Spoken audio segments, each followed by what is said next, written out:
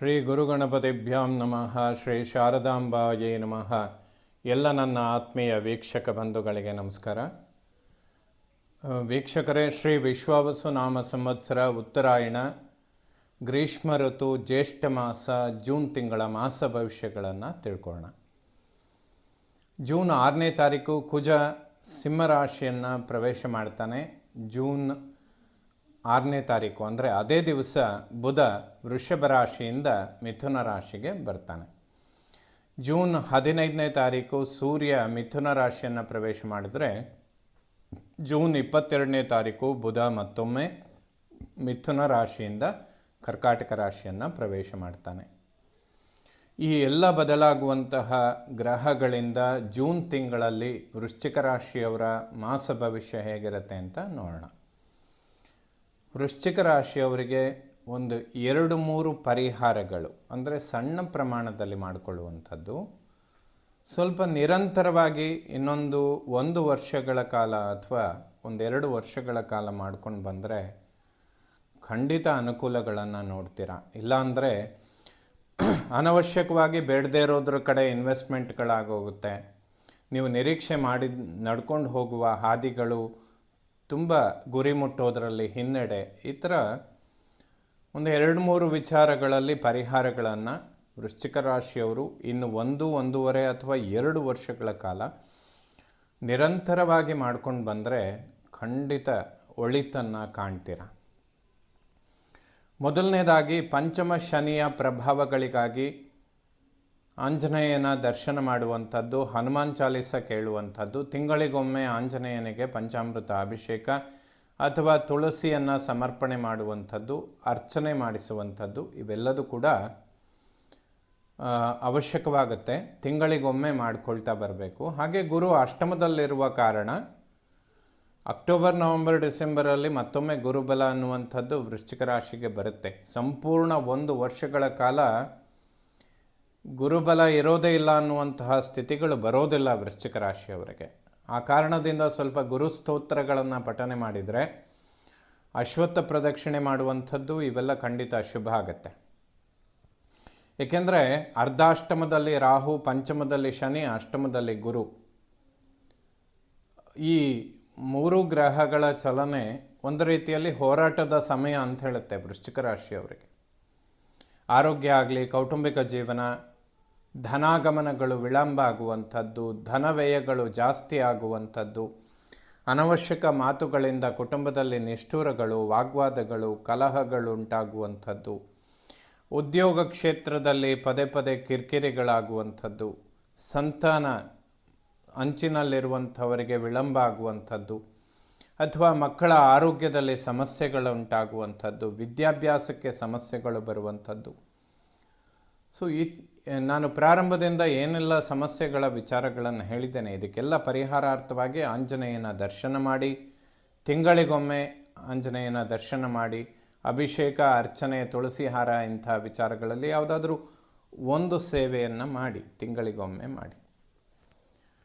ಸರ್ಪದೋಷಗಳು ಸುಖಸ್ಥಾನದಲ್ಲಿ ಉಂಟಾಗೋದ್ರಿಂದ ವಾಹನದ ವಿಚಾರಗಳು ಈ 1 ಮಾಸಗಳ ಕಾಲ ಸ್ವಲ್ಪ ಏರುಪೇರುಗಳನ್ನು ಸೃಷ್ಟಿ ಮಾಡುತ್ತೆ, ಅಥವಾ ವಾಹನದಿಂದ ಖರ್ಚುಗಳನ್ನು ಜಾಸ್ತಿ ಮಾಡುತ್ತೆ. ಅನಿರೀಕ್ಷಿತ ವ್ಯವಹಾರಗಳಿಗೆ ಇನ್ವೆಸ್ಟ್ಮೆಂಟ್ಗಳನ್ನು ಮಾಡುವಂಥದ್ದು, ಆ ಹಣ ಸ್ಟ್ರಕ್ ಆಗುವಂಥದ್ದು, ಅದನ್ನು ಬಿಡಿಸ್ಕೊಳ್ಳೋದಕ್ಕಾಗೋದಿಲ್ಲ, ಲಾಭ ಬರೋದಿಲ್ಲ. ಸೊ ಈ ಎಲ್ಲ ಪರಿವರ್ತನೆಗೋಸ್ಕರ ಗುರುಸ್ತೋತ್ರಗಳನ್ನು ಪಠನೆ ಮಾಡಿ. ಈ ವರ್ಷದಲ್ಲಿ ಒಮ್ಮೆ ಆದರೂ ಗುರುಗಳ ದರ್ಶನ ಮಾಡಿ, ಗುರುಗಳಿಗೆ ಪಾದಪೂಜೆ, ಇಂತಹ ಸೇವೆಗಳನ್ನು ಮಾಡಿಕೊಳ್ಳಿ. ಆಂಜನೇಯನ ದರ್ಶನ ಮಾಡಿ, ಹನುಮಾನ್ ಚಾಲೀಸ ಕೇಳುವಂಥದ್ದು, ಸುಂದರಕಾಂಡ ಪಾರಾಯಣ ಮಾಡುವಂಥದ್ದು, ಇವೆಲ್ಲದೂ ಕೂಡ ವೃಶ್ಚಿಕ ರಾಶಿಯವರಿಗೆ ದೊಡ್ಡ ಪ್ರಮಾಣದಲ್ಲಿ ಬರುವ ಸಮಸ್ಯೆಗಳನ್ನು ಸಣ್ಣದರಲ್ಲಿ ಪರಿಹಾರ ಆಗುತ್ತೆ. ಜೊತೆಯಲ್ಲಿ ಅಭಿವೃದ್ಧಿಗಳನ್ನು ಕೂಡ ಕಾಣೋದಕ್ಕೆ ಸಾಧ್ಯ ಆಗುತ್ತೆ. ವೃಶ್ಚಿಕ ಲಗ್ನ ರಾಶಿಯವರು ಆರೋಗ್ಯದ ಬಗ್ಗೆ ಹೆಚ್ಚಿನ ಗಮನಗಳನ್ನು ಕೊಡುವಂಥದ್ದು ಸೂಕ್ತ. ಈ ಮಾಸದಲ್ಲಿ ಅಂಥದ್ದೇನೂ ಸಮಸ್ಯೆ ಇಲ್ಲ.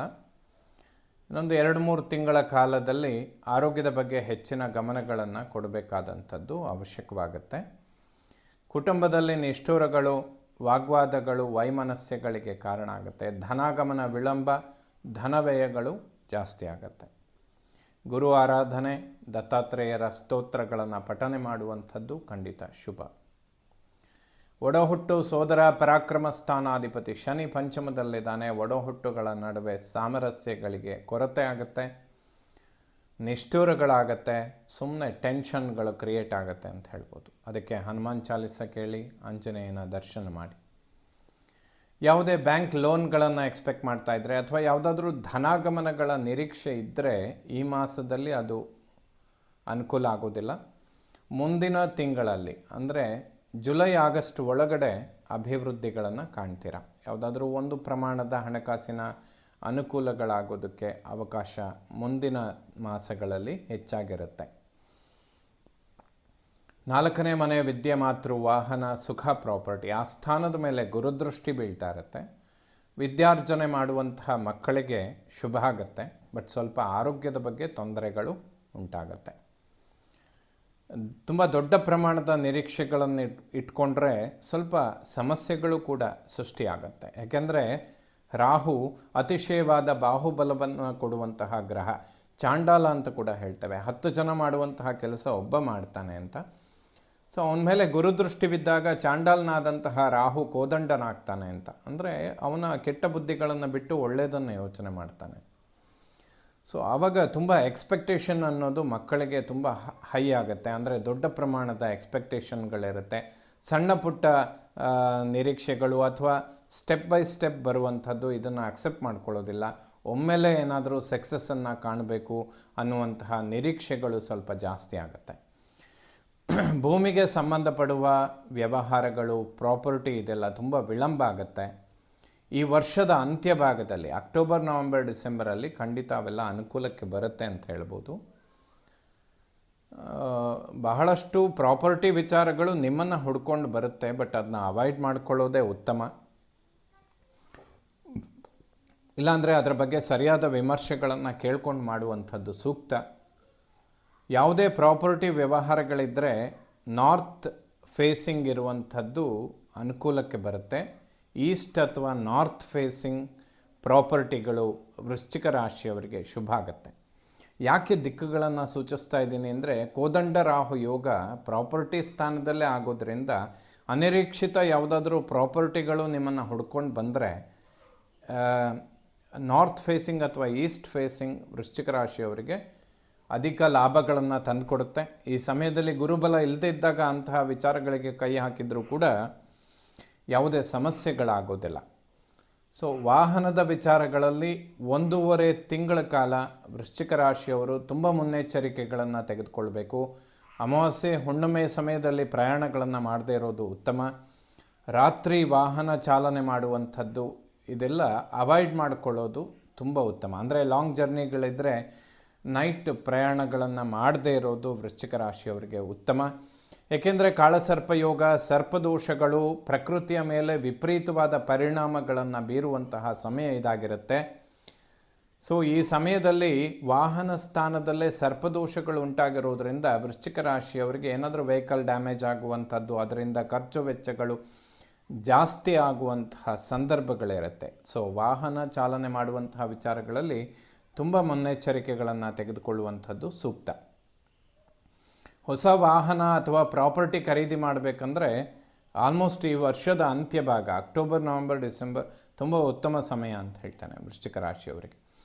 5ನೇ ಮನೆ ಜ್ಞಾನ, ಸಂತಾನ, ಪೂರ್ವಪರ ಪುಣ್ಯ. ಪಂಚಮ ಶನಿ ವಿಪರೀತ ಟೆನ್ಷನ್ಗಳನ್ನು ಕೊಡ್ತಾನೆ ಎಲ್ಲ ಕ್ಷೇತ್ರಗಳಲ್ಲಿ.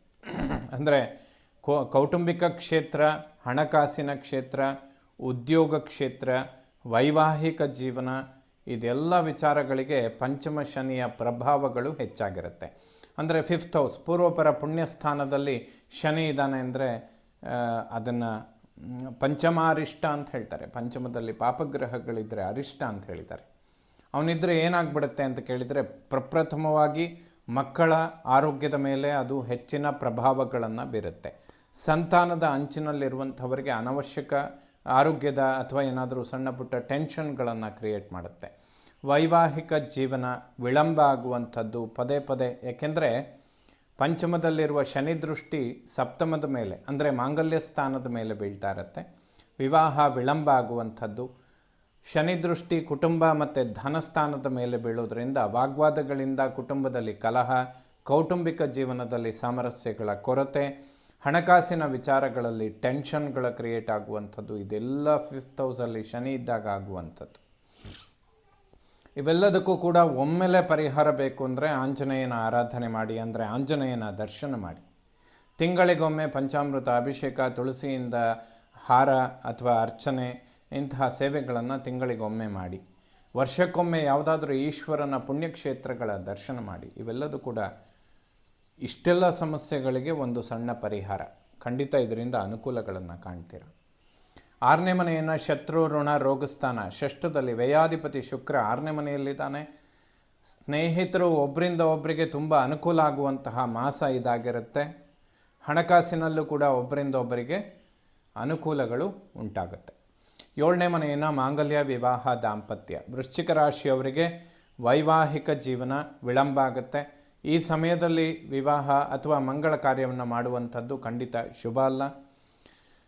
ಜೀವನ ಪರ್ಯಂತ ಸಮಸ್ಯೆಗಳು, ಟೆನ್ಷನ್ಗಳನ್ನು ನೋಡೋದಕ್ಕೆ ಇದು ಒಂದು ಕಾರಣ ಆಗುತ್ತೆ. ಸೆಪ್ಟೆಂಬರ್ ಅಥವಾ ಅಕ್ಟೋಬರ್, ನವಂಬರ್, ಡಿಸೆಂಬರಲ್ಲಿ ಗುರುಬಲ ಅನ್ನುವಂಥದ್ದು ಮತ್ತೊಮ್ಮೆ ಬರುತ್ತೆ. ಆ ಸಮಯದಲ್ಲಿ ಶುಭ ಕಾರ್ಯಗಳನ್ನು ಮಾಡುವಂಥದ್ದು ಅನುಕೂಲ ಆಗುತ್ತೆ ವೃಶ್ಚಿಕ ರಾಶಿಯವರಿಗೆ. ಇನ್ನು ದಂಪತಿಗಳ ನಡುವೆ ಸಾಮರಸ್ಯ, ಆರೋಗ್ಯ ಇವೆಲ್ಲ ಅಭಿವೃದ್ಧಿ ಆಗುತ್ತೆ. ಯಾವುದೇ ಸಮಸ್ಯೆಗಳಿಲ್ಲ. ಫೈನಾನ್ಷಿಯಲ್ ಮ್ಯಾಟರ್ ಇಬ್ಬರಲ್ಲಿ ಸ್ವಲ್ಪ ಗಂಡ ಹೆಂಡತಿಯ ನಡುವೆ ಟೆನ್ಷನ್ಗಳನ್ನು ಕ್ರಿಯೇಟ್ ಮಾಡುತ್ತೆ. ಅದೊಂದು ವಿಚಾರ ಬಿಟ್ಟರೆ ಉಳಿದಂತೆ ಎಲ್ಲದೂ ಕೂಡ ದಾಂಪತ್ಯದಲ್ಲಿ ಅನುಕೂಲಗಳು ಉಂಟು. ಅಷ್ಟಮ ಮೃತ್ಯುಸ್ಥಾನ. ರವಿ, ಬುಧ ಮತ್ತು ಗುರು 3 ಗ್ರಹಗಳು ಈ ಮಾಸದಲ್ಲಿ ಅಷ್ಟಮದಲ್ಲಿರ್ತಾರೆ. ಏನಾದರೂ ತುಂಬ ವಿಶೇಷವಾದ ಬುದ್ಧಿವಂತಿಕೆ, ಹಣ ಹೂಡಿಕೆ, ಯಾರಿಗಾದರೂ ಸಹಾಯ ಇಂಥದ್ದನ್ನು ಮಾಡೋಕ್ಕೋದ್ರೆ ಅನವಶ್ಯಕ ನಿಷ್ಠುರಗಳಾಗುತ್ತೆ. ಮೃತ್ಯುಸ್ಥಾನದಲ್ಲಿ 3 ಗ್ರಹಗಳ ಸಂಚಾರ ಆಗೋದ್ರಿಂದ ಈ ಒಂದು ಮಾಸ ಹಲವಾರು ವಿಚಾರಗಳನ್ನು ಅವಾಯ್ಡ್ ಮಾಡಿಕೊಳ್ಬೇಕು. ಇನ್ವೆಸ್ಟ್ಮೆಂಟ್ಗೆ ಸಂಬಂಧಪಟ್ಟಂತೆ ಖಂಡಿತ ಇದು ವೃಶ್ಚಿಕ ರಾಶಿಯವರಿಗೆ ಅವಶ್ಯಕವಾಗುತ್ತೆ. 9ನೇ ಮನೆ ಭಾಗ್ಯಸ್ಥಾನ. ಭಾಗ್ಯಸ್ಥಾನದ ಮೇಲೆ ಯಾವುದೇ ಪಾಪಗ್ರಹಗಳ ದೃಷ್ಟಿ ಬೀಳುವುದಿಲ್ಲ. ಗುರು ಅಷ್ಟಮದಲ್ಲಿರೋದ್ರಿಂದ ಭಾಗ್ಯೋದಯಗಳಿಗೆ ಸ್ವಲ್ಪ ಹಿನ್ನಡೆ ಅಂತ ಹೇಳ್ಬೋದು. ಪಿತೃಕಾರಕನಾದಂತಹ ಸೂರ್ಯನು ಕೂಡ ಅಷ್ಟಮದಲ್ಲಿರ್ತಾನೆ, ಬಟ್ ಗುರುವಿನ ಯುತಿಯಲ್ಲಿ ಇರ್ತಾನೆ. ರವಿ ಮತ್ತು ಗುರು ಇಬ್ಬರು ಪರಸ್ಪರ ಮಿತ್ರರಾಗಿರೋದ್ರಿಂದ ತಂದೆಯ ಆರೋಗ್ಯ ಇಂಥದ್ದೆಲ್ಲ ಅಭಿವೃದ್ಧಿ ಆಗುತ್ತೆ, ಯಾವುದೇ ಸಮಸ್ಯೆಗಳಿಲ್ಲ. ದಶಮ ಕರ್ಮ ಉದ್ಯೋಗ ಸ್ಥಾನ. ಈ 1.5 ತಿಂಗಳು ವೃಶ್ಚಿಕ ರಾಶಿಯವರಿಗೆ ಕರ್ಮ ಉದ್ಯೋಗದಲ್ಲಿ ತುಂಬ ಅನುಕೂಲಗಳನ್ನು ಕಾಣ್ತೀರ. ಸೊ ಪಂಚಮ ಶನಿ, ಅರ್ಧಾಷ್ಟಮ ರಾಹು, ಅಷ್ಟಮದಲ್ಲಿ ಗುರು, ಈ 3 ಗ್ರಹಗಳು ವಿಷಮ ಸ್ಥಾನಗಳಲ್ಲಿ ಇದ್ದರೂ ಸಹ ವೃಶ್ಚಿಕ ರಾಶಿಯವರಿಗೆ ಈ 1.5 ತಿಂಗಳ ಕಾಲ ಕರ್ಮ ಉದ್ಯೋಗದಲ್ಲಿ ನಿರೀಕ್ಷೆಗೂ ಮೀರಿದ ಅಭಿವೃದ್ಧಿಗಳನ್ನು ಖಂಡಿತವಾಗ್ಲೂ ಕಾಣ್ತೀರಾ.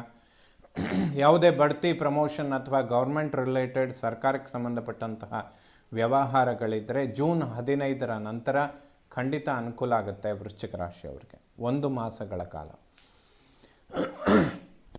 ಉದ್ಯೋಗದಲ್ಲಿ ಯಾವುದೇ ಸಮಸ್ಯೆ ಅಥವಾ ಕಿರಿಕಿರಿಗಳಿದ್ದರೂ ಕೂಡ ಪರಿಹಾರ ಆಗುತ್ತೆ. ಅನುಕೂಲಗಳನ್ನು ಖಂಡಿತ ಕಾಣ್ತೀರ. ಏಕಾದಶ ಲಾಭಸ್ಥಾನ. ಲಾಭಾಧಿಪತಿ ಬುಧ ಅಷ್ಟಮದಲ್ಲಿದ್ದಾನೆ.